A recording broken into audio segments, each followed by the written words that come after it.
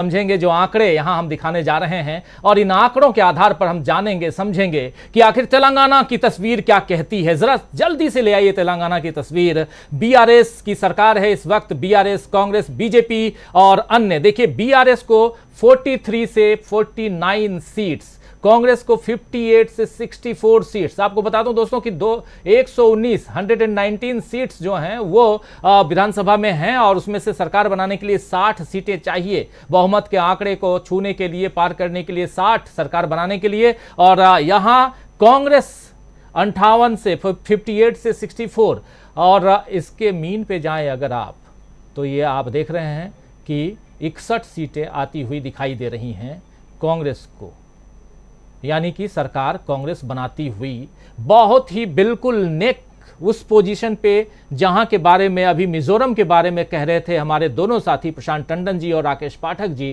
कि वहां तक कांग्रेस पहुंच सकती है, यहां उस आंकड़े को छू रही है आज की तारीख में। जबकि 30 तारीख को, और हमारे साथी इलियास शम्सी साहब कह रहे थे कि ये हर दिन बदलती हुई तस्वीर है हम लोगों के सामने। अभी आज 6 तारीख है और 30 तारीख में अभी 24 दिन बाकी है, जिस दिन मतदान है। 24 दिनों में बहुत कुछ हो सकता है।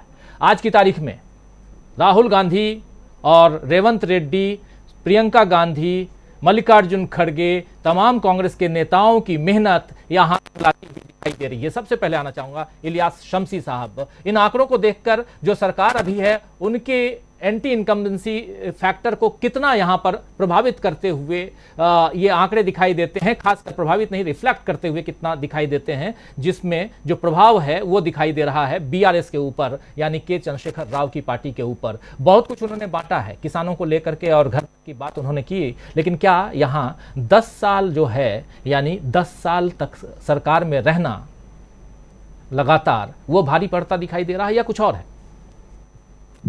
देखिए, जहां तक बात तेलुगु स्टेट्स की है, तेलुगु स्टेट्स की तारीख रही है, यानी 10 साल से ज्यादा यहां पर किसी की सरकार नहीं रही है। 2014 में तो तेलंगाना आया है, लेकिन तेलंगाना से पहले जो कॉम्बाइन हमारा आंध्र प्रदेश और तेलंगाना हुआ करता था, उसमें भी 10 साल से ज्यादा कोई सरकार में टिक नहीं पाया है, क्योंकि एंटी इनकम्बेंसी फैक्टर जो होता है वो जरूर काम करता है।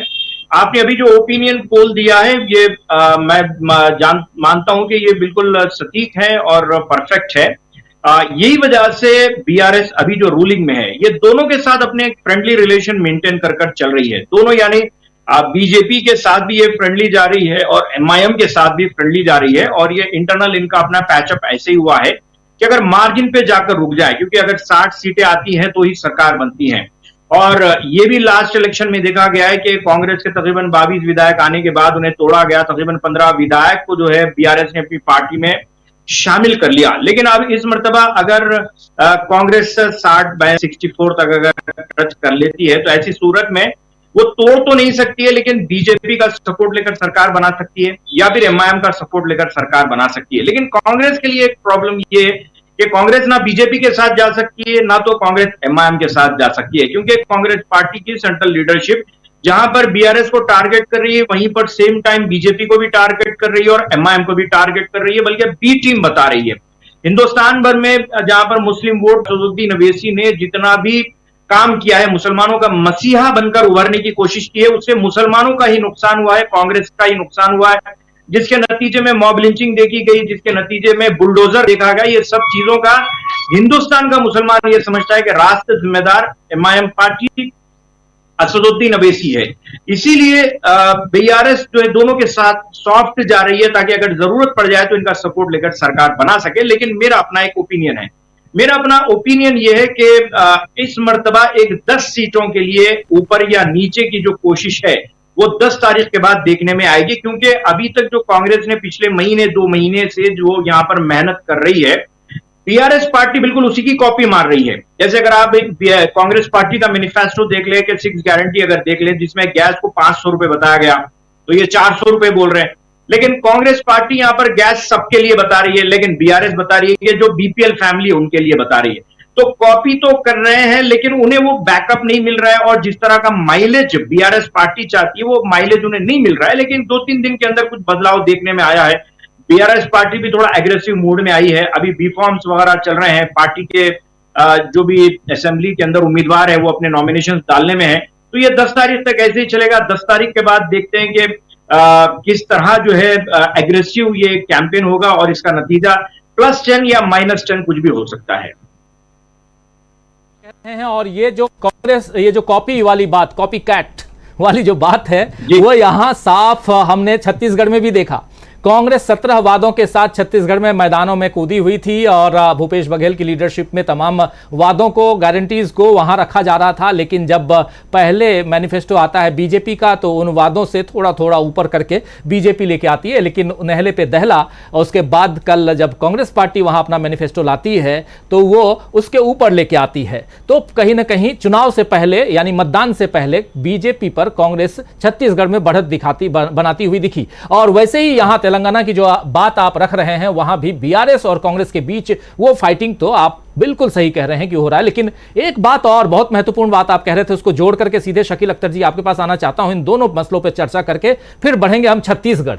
तो इसमें क्या है कि कांग्रेस या जो गठबंधन बना है, इंडिया गठबंधन, इनका मानना है कि 2024 में हम आ ही रहे हैं और जो वादे राज्यों के हम कर रहे हैं, उन वादों के लिए अगर केंद्र की मंजूरी की जरूरत आगे पड़ी तो सरकार केंद्र में तो हमारी होगी। लेकिन क्या बीआरएस को ऐसा कॉन्फिडेंस है? मोदी जी ने तो मना कर दिया एनडीए में साथ आने से। तो शायद यही कॉन्फिडेंस की कमी है जो इलियास शम्सी साहब आप कह रहे थे कि बीपीएल कोटे वाले लोगों को 400 रुपए में हम गैस सिलेंडर तो देंगे, लेकिन सारे परिवार, मतलब सबको, तेलंगाना में वास करने वाले तमाम लोगों को जो गैस सिलेंडर के लिए एलिजिबल हैं, उनको देने का वादा बीआरएस नहीं कर पा रही है। ऐसे ही जमीन देने का वादा, उस पर घर बनाने के लिए कर्ज का वादा, ये तमाम वादे यहां पर करती हुई कांग्रेस पार्टी, बहुत सारे वादे हैं और वहां जो कुछ करके आ रही है, राहुल गांधी जो करके आ रहे हैं, उसका रिफ्लेक्शन दिखाई भी दे रहा है लोगों में। शकील अख्तर जी, दो आंकड़े जल्दी जल्दी आपसे, दोनों आंकड़ों के पर आपकी टिप्पणी चाहता हूं, फिर छत्तीसगढ़ चलते हैं जल्दी से। मणिपुर के बाद अब मिजोरम के लोग भी ये पूछने लगे हैं कि क्या हम भारतीय नहीं हैं? कोई ये बता सकता है कि आज तक कोई ऐसा चुनाव मोदी जी के प्रधानमंत्री बनने के बाद हुआ हो जिसमें मोदी जी उस राज्य में नहीं गए हों? कोई एक राज्य का नाम हमें कोई बता दे। नगर निगम और नगर पालिकाओं के चुनाव में भी गए हैं। तो उनका मणिपुर के बाद मिजोरम न जाना एक बहुत ही बड़ा और गलत संकेत गया है। आप देखिए कि वहाँ पे जो कांग्रेस सबसे बड़ी पार्टी बनके उभर रही है, उसका कारण ही यही है, मोदी जी के खिलाफ रिएक्शन। ये राहुल गांधी के जाने से तो हुआ ही हुआ है, लेकिन वहाँ के लोगों में इतनी नाराज़गी है, और जो वहाँ पे सत्तारूढ़ दल है एमएनएफ, उसकी भी नाराज़गी है, उसके मुख्यमंत्री की भी नाराज़गी है कि हमारे प्रधानमंत्री और हमारे पड़ोसी राज्य मणिपुर में नहीं गए, जहाँ के लोग हमारे यहाँ शरणार्थी बन के आ गए हैं, जहाँ पे इतनी ज़्यादा हिंसा हुई जिसका असर हमें भुगतना पड़ रहा है। तो ये बहुत ही गलत संकेत हैं।